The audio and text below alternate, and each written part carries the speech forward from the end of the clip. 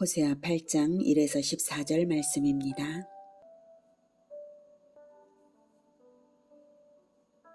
8장. 나팔을 내 입에 댈지어다.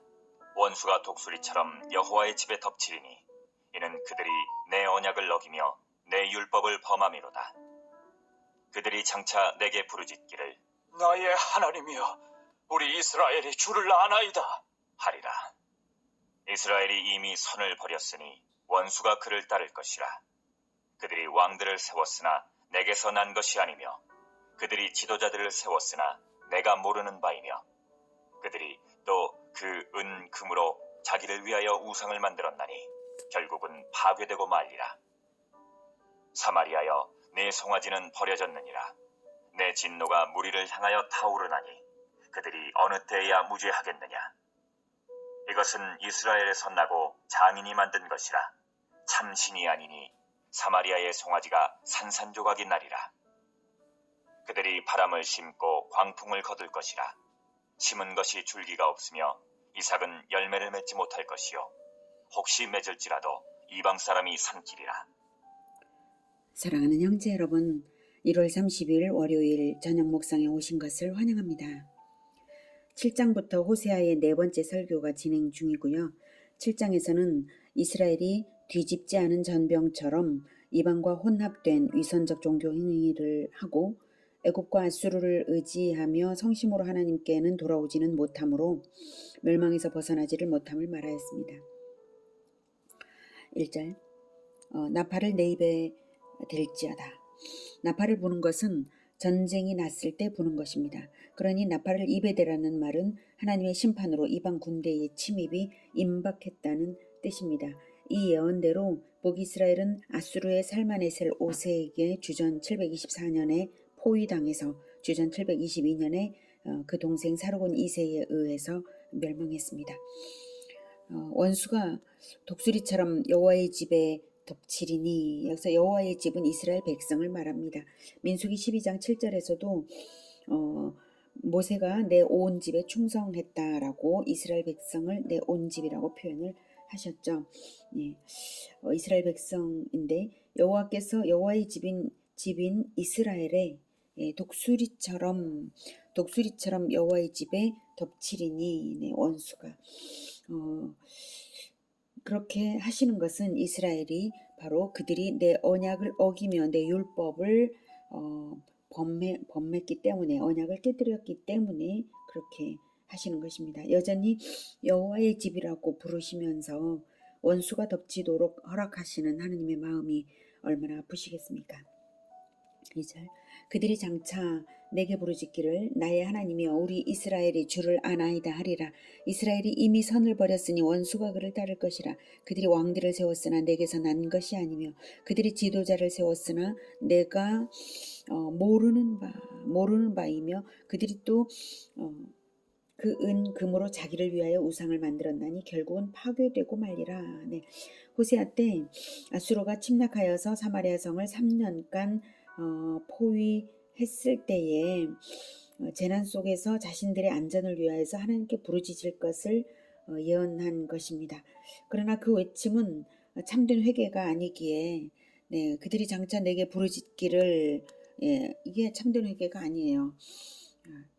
그래서 우리 이스라엘이 주를 아나이다 라고 해봤자 하나님은 바로 그들이 왕들을 세웠으나 내게서 난 것이 아니며, 그러니까 그 왕들이 하나님의 뜻하고 전혀 관계가 없이 즉위한 것이고요. 그들이 지도자들을 세웠으나 내가 모르는 바라고 일축하십니다. 너희들이 하나님을 안다고 해봐야 나는 니들이 세우는 왕도 모르겠고 니들이 지도자들도 모르겠다 이거죠. 그러니까 이스라엘 전체를 모르겠다. 너희들은 전혀 나에게는 아주 생소한 백성들이나 마찬가지다. 이렇게 말씀하시는 것입니다. 이스라엘이 선을 버렸으니 행실로서 자기 증명이 되는 거예요. 선을 버렸는데 어떻게 나를 안다고 하냐 이것입니다. 우상이 여전히 있으니 주를 안다는 것은 다 거짓말입니다. 그러니까 결국은 파괴되고 말리라. 결국은 파괴되고 말리라. 스스로 우상을 파괴하지 않으면 전쟁을 통해서 그 우상들도 다 파괴될 수밖에 없게 된다. 즉 이스라엘은 파괴될 수밖에 없습니다. 5절 사마리아여 내 송아지는 버려졌느니라. 내 진노가 무리를 향하여 타오르나니 그들이 어느 때에야 무죄하겠느냐. 이것은 이스라엘에서 나고 장인이 만든 것이라 참신이 아니니 사마리아의 송아지가 산산조각이 나리라. 사마리아의 송아지는 사마리아가 북이스라엘을 이제 의미하는 것처럼 송아지는 여로보암 1세 때 베델과 단에 세워서 북이스라엘의 대표 우상이 된 금송아지 우상 숭배를 말합니다. 사마리아에만 있는 송아지 그런 뜻이 아니죠. 그래서 내 송아지는 버려졌느니라는 북이스라엘을 버리신다는 뜻이죠. 이것은 이스라엘에서 나고 이스라엘이 자발적으로 만들었다는 것이죠. 이방에서 유입된 우상이 아니라 이스라엘 스스로 이렇게 만들어낸 것입니다. 그래서 스스로 버려지지가 않았던 것입니다. 초대왕 여로보암 1세가 정책적으로 만들어 세워서 장려해 놓았고 대대로 왕들이 권력 유지를 위해서 이용한 종교 정책이 되었기 때문에 북이스라엘의 뿌리를 내려서 그래서 어느 때에야 무죄하겠느냐 하실 정도로 송아지 우상의 악영향은 끊어지지 않는 것이었고요. 그것이 여호와의 진노가 무리를 향하여 타오르게 된 근본 원인인 것입니다. 7절 그들이 바람을 심고 광풍을 거둘 것이라. 잘 되고 싶어서 우상숭배를 했지만 오히려 우상숭배 때문에 모든 노력은 바람처럼 헛되고 오히려 광풍을 거두는 헛될 뿐만 아니라 무익하고 유해한 그런 노력이 되어버리고 만 것이죠. 그래서 그 심은 것이 줄기가 없으며 이삭은 열매를 맺지 못할 것이요 혹시 맺을지라도 이방 사람이 삼키리라. 그래서 광풍을 거둔다는 것 전쟁을 초래한다는 것이죠. 그래서 이방 사람에게 삼킨다는 것 같은 말이겠죠. 그래서 혹시 맺을지라도 이방 사람들이 삼키도록 광풍을 결과로 얻는 것입니다. 북이스라엘이 자신의 안전을 도모하려고 우상을 숭배하고 아수르와 애굽의 조공을 바쳐서 잠시 번영을 누릴지라도 그 번영이 지속되지를 못하고 결국에는 그들에 의해서 자기네들이 의지하는 그 강국들에 의해서 멸망함으로써 모든 노력이 헛된 것으로 돌아가고 또한 유해한 노력이 되었다라고 하는 것을 예언한 것입니다. 8절 이스라엘은 이미 삼켜졌은즉 이제 여러 나라 가운데에 있는 것이 즐겨 쓰지 아니하는 그릇 같도다. 그들이 홀로 떨어진 들나귀처럼 아수르로 갔고 에브라임이 값주고 사랑하는 자들을 얻었도다. 그들이 여러 나라에게 값을 주었을지라도 이제 내가 그들을 모으리니 그들은 지도자의 임금이 지워준 짐으로 말미암아 쇠하기 시작하리라. 북이스라엘에 대한 하나님의 심판이 이미 시작되었음과 북이스라엘이 자신들에게 닥친 위기를 모면하기 위해 이방의 힘을 빌리고자 하지만 하나님의 심판에서 결코 피할 수 없음을 선포하고 있는 것입니다. 북이스라엘의 8절 북이스라엘은 이미 삼켜졌은즉 미래의 일을 이미 과거의 일처럼 표현하는 것은 확실히 일어날 것이기 때문에 이렇게 표현하는 것입니다. 이제 여러 나라 가운데에 있는 것이 즐겨 쓰지 아니하는 그릇 같도다. 여러 나라 가운데 흩어져서 질그릇처럼 천대받게 될 것이라는 말입니다. 9절 그들이 홀로 떨어진 들나귀처럼 아수르로 갔고 에브라임이 값주고 사랑하는 자들을 얻었도다. 값주고 사랑하는 자들을 얻었도다는 것은 화대를 지불하고 창녀를 샀다. 즉 북이스라엘이 진정 도울 마음도 없는 아수르와 애굽에 뇌물을 보내서 동맹한 것을 매춘에 비유한 말입니다. 그들이 여러 나라에 값을 주었을지라도 이제 내가 그들을 모으리니 그들은 지도자의 임금이 지워준 짐으로 말미암아 쇠하기 시작하리라. 내가 그들을 모으리니에서 모으다는 모아서 단속하다는 의미입니다. 즉 이스라엘을 심판하시기 위해 그들을 모두 붙잡으시겠다는 것입니다. 여러 나라에 뇌물을 준 것이 아무 소용없게 하겠다는 것입니다. 여기서 지도자의 임금이라고 표현하고 있는 것은 왕들의 왕이라는 의미인데요. 당시 아수르 왕은 자기를 높이기 위해서 방백들을 다 왕이라고 불렀다고 해요. 그러면서 조공을 요구하는 것이죠. 속국들에게도 다 그렇게 한 것이죠. 그 조공을 감당하기 어려워서 국군이 쇠하여 갈 것임을 말하는 것입니다. 실제로 북이스라엘의 므나헴 왕은 아수르의 침공을 무마하기 위해서 은 1,000달란트를 바쳤는데요. 이 조공을 조달하기 위해서 백성을 수탈하고 결국 국력은 더욱 소진되고 끝내는 아수르에 멸망했습니다. 자기가 조공을 바치고 뇌물을 바치던 그 아수르에 의해서 말이죠. 네, 11절. 에브라임은 죄를 위하여 제단을 많이 만들더니 그 제단이 그에게 범죄하게 하는 것이 되었도다. 내가 그를 위하여 내 율법을 만 가지로 기록하였으나 그들은 이상한 것으로 여기도다. 그들이 내게 고기를 제물로 드리고 먹을지라도 여호와는 그것을 기뻐하지 아니하고 이제 그들의 죄악을 기억하여 그 죄를 벌하리니 그들은 애굽으로 다시 가리라. 네, 죄를 위하여 제단을 많이 만들었다는 것은 속죄 제물을 바치기 위한 제단인데요. 이스라엘은 내면적인 개혁이나 율법에 근거한 경건 생활 이런 것에는 도무지 관심이 없고 죄악된 일에만 관심을 가지고서도 속죄 제물만 바치면 죄가 사해지는 줄로 알았습니다. 그래서 곳곳에 제단을 만들었어요. 그러나 제단을 곳곳에 만든 그 자체만으로도 이미 죄악입니다. 왜냐하면 하나님은 단일 성소 명령을 주셨기 때문입니다. 제단을 곳곳에 만들었다는 것 자체가 율법을 너무나도 모르고 있다는 증거죠. 신명기 12장 5에서 14절은 단일 성소를 명령하시는 부분인데요. 제가 읽어드리겠습니다. 오직 너희의 하나님 여호와께서 자기의 이름을 두시려고 너희의 모든 지파 중에서 택하신 곳인 그 계실 곳으로 찾아 나아가서 너희의 번제와 너희의 제물과 너희의 11조와 너희 손의 거지와 너희의 서원제와 낙헌 예물과 너희 소와 양의 처음 난 것들을 너희는 그리로 가져다가 드리고 거기 곧 너희의 하나님 여호와 앞에서 먹고 너희의 하나님 여호와께서 너희의 손으로 수고한 일에 복 주심으로 말미암아 너희와 너희의 가족이 즐거워할지니라. 우리가 오늘 여기에서는 이거 지금 신명기는 이제 모압 평지에서 모세가 하는 설교잖아요. 그러니까 이 광야 생활을 할 때 여기에서는 각기 소견대로 하였거니와 너희가 거기에서는 이제 가나안에 들어가면 거기에서는 그렇게 하지 말지니라. 각기 소견대로 제단 만들어서 그렇게 하지 말라 이 뜻이죠. 너희가 너희 하나님 여호와께서 주시는 안식과 기업에 아직은 이르지 못하였거니와 너희가 요단을 건너 너희 하나님 여호와께서 너희에게 기업으로 주시는 땅에 거주하게 될 때 또는 여호와께서 너희에게 너희 주위의 모든 대적을 이기게 하시고 너희에게 안식을 주사 너희를 평안히 거주하게 하실 때에 너희는 너희 하나님 여호와께서 자기 이름을 두시려고 택하실 그곳으로 내가 명령하는 것을 모두 가지고 갈지니 곧 너희의 번제와 너희의 희생과 너희의 11조와 너희 손의 거제와 너희가 여호와께 서원하는 모든 아름다운 서원물을 가져가고 너희와 너희의 자녀와 노비와 함께 너희 하나님 여호와 앞에서 즐거워할 것이요 내 성중에 있는 레위인과도 그리할지니 레위인은 너희 중에 분깃이나 기업이 없음이니라.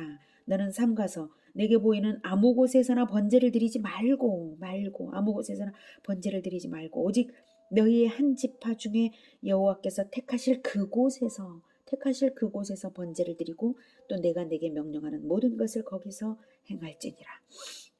이렇게 단일 성소 명령을 아주 강조하여서 명령하셨습니다. 그러니 북이스라엘이 남유다와 분단은 되었어도 남유다와 화친하고 지내면서 오고 가면서 남유다에 있는 예루살렘에서 가서 번제를 드리고 이렇게 했어야 되는 거죠. 그런데 그렇게 하지 않고 여로보암 1세 때부터 베델과 단에 금송아지 만들어가지고 남유다에 가지 못하게 했을 때부터 백성들은 종교심이 있으니까 죄 사함은 받고 싶어서 제단들을 자꾸 만들었던 거예요. 그것이 아주 근본적으로 잘못이었던 것입니다. 이스라엘은 진정한 개혁 없는 외식적 제사를 함으로써 죄악을 더욱 고착화하는 어리석음을 범했던 것입니다. 율법을 모르고 제단들을 만들므로써 오히려 죄악이 고착화되는 어리석은 짓이 되어버리고 말았어요. 12절 내가 그를 위하여 내 율법을 만 가지로 기록하였으나 그들은 이상한 것으로 여기도다. 하나님은 오직 말씀을 바르게 깨닫고 법도를 행하는 삶을 살게 하시려고 이토록 애를 쓰시는데 북이스라엘은 제단이 많아서 정반대로 가고 있는 것이죠. 우리 기독교는 어떻습니까? 혹시 이런 재단과 같은 역할을 하는 그런 종교 행위들을 강화하고 있지는 않은지요. 종교 행위, 외식적인 종교 행위가 강화되면 신앙심이 더 깊어지는 것이 아니라 그 반대가 됩니다. 하나님의 말씀에서 떠나요.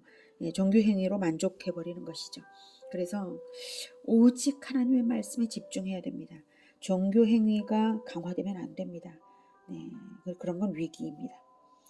율법을 아주 이상한 것으로 여길 만큼 생활 방식과 사고 방식은 북이스라엘의 사고 방식은 율법에서 멀어진 이유가 종교 행위가 강화되었기 때문입니다. 제단들이 많았기 때문입니다. 자, 그래서 그들의 종교 행위는 헛된 것이 되고 그저 먹기 위한 것이 될 뿐이고 오히려 하나님은 그들의 죄악을 기억하여 그 죄를 벌하리니 그들은 애굽으로 다시 가리라 하시는 것입니다. 많은 제단들에서 종교 행위를 하면 한 만큼 오히려 죄악은 기억되며 벌을 받게 되고 애굽으로 다시 가리라. 네, 애굽에서 가나안에 왔지만 종교 행위로 외식화되어 버려서 다시 애굽으로 가게 된다라는 것입니다. 기독교가 유대교에서 빠져나왔지만 우리의 종교 행위가 강화되어서 다시 유대교처럼 되어버린다면 어떻게 되겠습니까? 유대교의 운명처럼 되겠죠? 우리가 종교 행위를 버리고 지나친 행위들을 버리고 오직 하나님의 말씀에 집중하고 말씀대로 살아가는 이것이 중요합니다. 하나님은 재물을 원하시는 것이 아니라 우리의 삶을, 실천적인 삶을 원하십니다. 호세아 6장 6절에 나는 인애를 원하고 제사를 원하지 아니하며 번제보다 하나님을 아는 것을 원하노라 라고 말씀하셨죠. 제사를 원하지 아니하며 라는 것은 제사를 통해서 하나님의 인애를 나타내고자 한 건데 제사 행위만 하니까 그렇게 하신 것입니다. 하나님을 제발 알라. 제사 행위만 하려고 하지 말라. 이런 거죠. 로마서 12장 1, 2절에서는 하나님의 모든 자비하심으로 바울이 권합니다. 너희 몸을 하나님이 기뻐하시는 거룩한 산제물로 드리라. 몸을 산제물로 즉 살아서 행실로 나타내는 그 제물이 되도록 너희 몸을 행실의 몸의 행실을 하나님께 산제물로 드리라. 그것이 너희가 드릴 영적 예배다 라고 말씀을 하신 거예요. 너희는 이 세대를 본받지 말고 오직 마음을 새롭게 함으로 변화를 받아야 그 영적 예배가 되겠죠. 하나님의 선하시고 기뻐하시고 온전하신 뜻이 무엇인지 분별하면서 변화된 삶이 나타나야 합니다. 우리가 몸으로 살아가는 삶에서 마음이 새롭게 변화된 것이 변화로서 나타나야 그것이 산제사입니다. 하나님은 변화된 삶으로서 드리는 산제사를 바라시는 것이지 변화 없이 제물만 드리는 종교행위를 결코 기뻐하지 않으십니다. 그런 것은 오히려 하나님을 모독하는 것입니다. 14절 이스라엘은 자기를 지으신 이를 잊어버리고 왕궁들을 세웠으며 유다는 견고한 성읍을 많이 쌓았으나 내가 그 성읍들에 불을 보내어 그 성들을 삼키게 하리라. 죄의 근원은 하나님을 잊어버리는 데에 있고 또한 하나님이 자기를 지으신 것을 잊어버리는 데에 있습니다. 종교 행위를 안 하는 것이 필요한 게 아니라 하나님을 잊지 말아야 되고 하나님께서 나를 지으신 목적을 잊지 말아야 합니다. 하나님이 진정 나를 지으셨다는 것을 믿는다면 하나님의 창조의 목적을 이루어드리고자 하는 목적으로 나도 살게 되는 것이지 자기를 위한 목적으로 자기 왕궁들을 세우며 견고한 성들을 세우는 것은 아니거든요. 하나님의 창조 목적을 생각하면 그런 것들은 하나님의 창조의 목적에 불필요한 것임을 알게 됩니다. 하나님의 창조 목적을 잊어버리고 하나님을 잊어버리면 인간들은 자동으로 자기를 위하는 아성을 스스로 쌓는 것입니다. 그러나 그것들은 자기를 위하여 아무 소용없는 것이 될 뿐만 아니라 오히려 화를 자초하는 것이 된다는 사실입니다. 하나님께서 우리를 지으신 이유는 하나님의 영광을 위한 것이고 하나님의 영광이란 바로 예수 그리스도의 형상입니다. 죄인 구원을 위해 자기 생명을 내어주신 지극히 선한 일을 하신 예수님을 본받는 행실만이 하나님께 영광이 되는 것입니다. 우리도 죄인 구원을 위해서 사랑하고 죄인 구원을 위해서 나를 내어주는 그 선한 일을 하는 것, 그것이 하나님께 영광이 되는 것입니다. 그것이 우리가 창조되고 또한 재창조된 목적입니다. 우리가 행실로서 하나님의 영광을 나타내는 목적으로 살지 않고 나 자신의 안위를 위해서만 매진한다면 우리는 결코 하나님을 아는 것이 아닙니다. 우리가 자신을 위해서 지나치게 쌓고 있는 것들은 화를 자초하는 것일 뿐 우리를 지켜주지 못합니다. 우리 자신을 지키는 가장 좋은 길은 하나님께서 하나님의 영광을 보호하시게 하는 길입니다. 하나님의 영광이신 우리 주 예수님과 행실로서 연합되어서 우리가 하나님을 아노라 할 수 있기를 간절히 기원합니다. 기도하겠습니다. 하나님, 우리가 진정 하나님을 안다면 우리의 행실이 예수님과 동일한 것이 될 것입니다. 하나님, 우리가 하나님을 알지 못함을 불쌍히 여겨주시고 우리가 하나님을 진정으로 알고 더욱 알아가기 원합니다. 주님, 우리를 도와주시어서 외식적인 종교 행위로서가 아니라 진정으로 하나님의 말씀에 법도를 깨닫고 행실로서 하나님의 영광을 나타내는 우리 모두가 되게 도와주시옵소서. 그로써 하나님께서 우리를 보호하시고 하나님의 영광을 위하여 우리를 붙들어 주시는 그러한 참된 하나님의 도성이 되게 하여 주시옵소서. 예수 그리스도 이름으로 기도드립니다. 아멘. 이어지는 시간은 개인 기도 시간입니다.